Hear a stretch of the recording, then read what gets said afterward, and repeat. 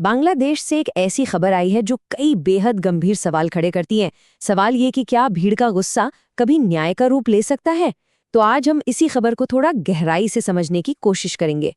एक बात साफ कर दें, हम जो भी बात करेंगे वो पूरी तरह से इसी न्यूज़ रिपोर्ट पर आधारित होगी।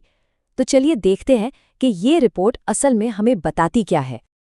देखिए ये हेडलाइन, ये अपने आप में ही बहुत कुछ कह रही है और ये हमें सीधे उस घटना पर ले जाती है जिसने कई मुश्किल सवाल खड़े कर दिए हैं। तो चलिए शुरुआत से शुरू करते हैं। ये घटना हुई बांग्लादेश के राजबाड़ी जिले में। मतलब इस पूरी कहानी का जो सबसे सीधा और दुखद सच है वो यही है। सम्राट मंडल नाम के एक आदमी को एक गुस्साई भीड़ ने पीट पीट कर मार डाला।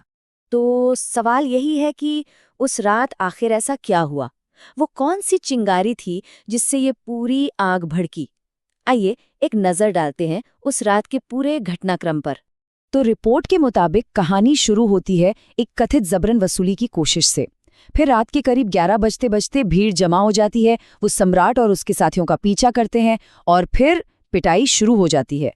पुलिस को खबर मिलती है, वो पहुंचते भी हैं, लेकिन शायद तब तक बहुत देर हो चुकी थी। सम्राट को गंभीर हालत में अस्पताल ले जाया गया, पर सुबह होने से पहले ही उसने दम तोड़ दी। अच्छा, तो इस पूरी घटना में कौन कौन लोग शामिल थे?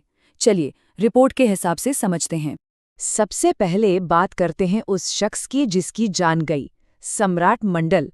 और यहीं पर यह पूरी कहानी एक बहुत ही उलझा हुआ मोड़ लेती है, क्योंकि पुलिस ने रिपोर्ट में उसके बैकग्राउंड के बारे में कुछ हैरान करने वाली बातें बताई हैं।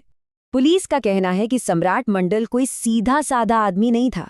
रिपोर्ट्स के मुताबिक वो एक क्रिमिनल गैंग का लीडर था। उस पर जबरन वसूली से लेकर मर्डर तक के संगीन इल्जाम थे, और वो बहुत लंबे समय के बाद अपने इलाके में वापस लौटा था। 12, एक ये दो नहीं, पुलिस रिकॉर्ड्स में सम्राट के खिलाफ पूरे 12 केस दर्ज थे। अब ये एक ऐसी जानकारी है जो इस पूरी घटना को और भी ज्यादा कॉम्प्लिकेटेड बना देती है। हाँ, तो उस रात सम्राट अकेला भी नहीं था। रिपोर्ट में बताया गया है कि उसके साथ 2 लोग और थे।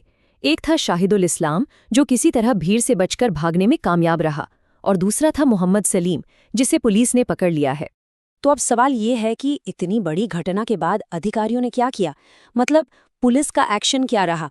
देखते हैं रिपोर्ट में क्या लिखा है। तो रिपोर्ट के हिसाब से पुलिस ने एक्शन लिया है। सम्राट के साथी मोहम्मद सलीम को गिरफ्तार कर लिया गया है।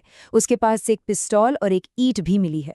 सम्राट की बॉडी को पोस्टमार्टम के लिए भेज दिया गया है और इस पूरी लिंचिंग की घटना पर एक जांच शुरू हो गई है। तो आखिर में ये पूरी घटना हमें एक बहुत ही मुश्किल सवाल के सामने लाकर खड़ा कर देती है कि जब कोई भीड़ सड़क पर ही फैसला सुना देती है, तो क्या इसे न्याय कहना चाहिए या सिर्फ प्रतिशोध?